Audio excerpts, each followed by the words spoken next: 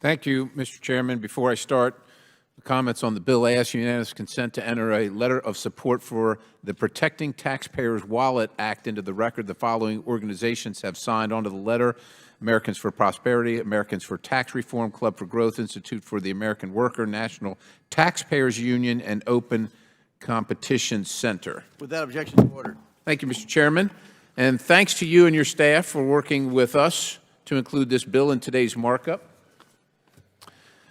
This bill remedies a long-standing injustice: taxpayers bearing the financial burden of federal employees being paid to conduct union activities when they would otherwise be performing their job responsibility as public servants, what they were hired to do.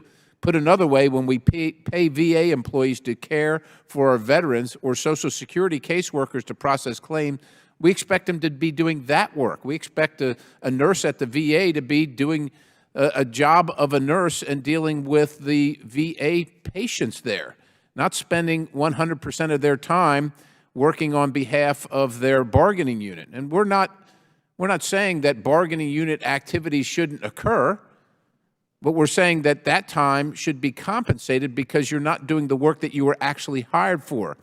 Now, instead, as reports going back years have shown, federal agencies have shown a disturbing pattern of abusing or overusing official time. According to a January 2017 GAO report, 346 Veteran Affairs employees spent 100% of their time doing union activities while being paid by the federal government to do VA activities. Now, it's not Perry saying that. It's certainly not Chairman Comer saying that. That's the Government Accountability Office report. I don't know if my friends on the other side of the aisle dispute that, but that's what they say. Now, while the Biden administration has unfortunately ceased regular reporting on government-wide use of taxpayer-funded union time, information that agencies have provided paints a bleak picture.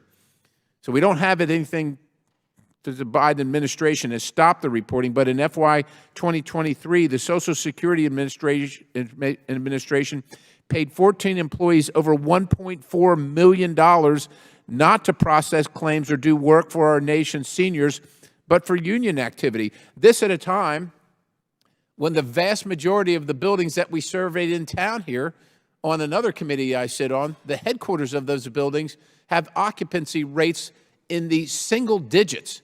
These people aren't even many times present for work at the location where we're paying for the building. And at best, some of them in the low teens. It's unacceptable to the American taxpayer.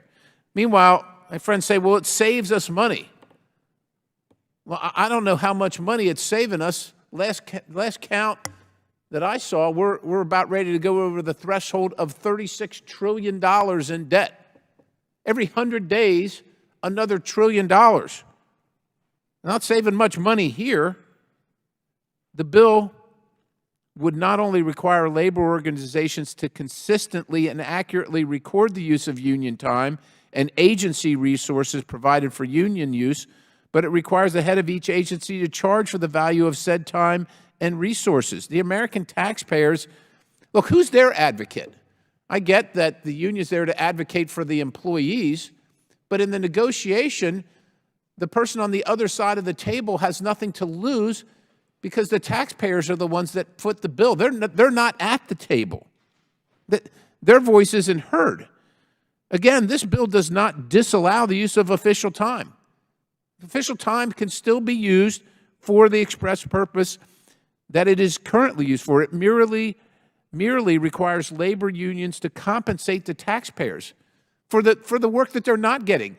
The job description doesn't say, when you get hired at the VA or the Social Security Administration, the job description doesn't say official union representative. It says caseworker, it says nurse, it says doctor, it says whatever. But that's not the job that's being performed.